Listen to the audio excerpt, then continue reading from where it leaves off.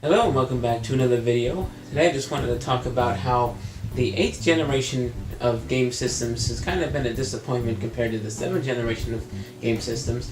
And I was watching a video from LawnboysPost1975 and he was saying how it's kind of sad that we're in the Twilight Years of the generation. But then I got to thinking about it. It doesn't feel that way because with a lot of people who comment on his videos, they were saying that it feels like they just got started. And when I took a look at my shelf here, I don't know how far down the video is showing, but you have like PS3, PS3, and 360, and then I don't know if you can see this part, but the next shelf is all 360.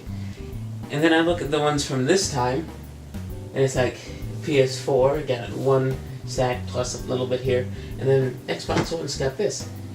And I know I haven't been buying as much as before, and I kind of felt that it was mostly because I didn't have the money for it, but then I got to thinking, I could think off the top of my head before, like, which games I still need, and now when I think about which games I still want to buy, it's mostly Switch, mostly got to finish up the Wii U stuff, and I think about for these two, like, yeah, there's a couple of them, but there really isn't that much. Let's change angles and I'll show you the other stuff over here. Alright, now over here we have the Wii U stuff, obviously, because here's the controller. The Wii U, besides these boxes here, is made up of this whole pile, plus this little extra, which beats out anything from over there. The PS4 and the One don't even come close to this. And then I got the Switch back here, which, or as long as the Switches come out, I've already got 6.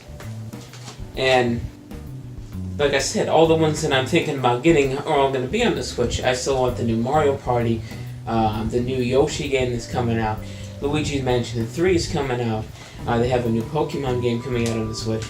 And it's just, when I really think about it, everything that I really want is coming out on the Switch now.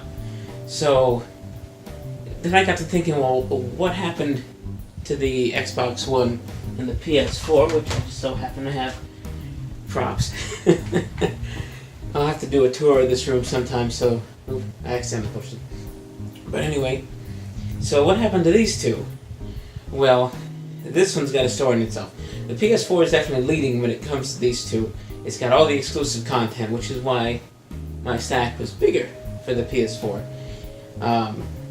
Besides the exclusive content, the multi-platform games, a lot of them this time around, when you really take in consideration what's been released, half of it is remasters. We've had the Crash Bandicoot remaster, we had the Spyro remaster coming out. It's just tons of remasters, or HD versions, or whatever you want to call them. There hasn't been a lot of originals, except PS4's got some. You come to this one, you've got even less. And I always said Microsoft killed the Xbox about 2 years ago. Maybe a little more, 2.5 years ago. When they decided that every exclusive on this system has to be on the PC, what's the point of having an Xbox One? You can have a PS4, you can have a Switch, and you can have a PC. You can play every game that comes out. There's nothing that comes out on this that isn't on the PC. So there's no point in having this. So the Xbox One's kind of dead. And it's been dead in the water for a while. There's a lot of memes coming out on Facebook with people making fun of it, like, where's Spider-Man? And or I want Spider-Man, you know, the head of the newspaper guy trying to get Spider-Man. It's like, even if it was on here, it's just it's the system that plays catch-up. It's the one where everything gets tossed on at the last minute. So I'll put that aside. So Sony's doing the best they can. They've been putting out plenty of exclusives.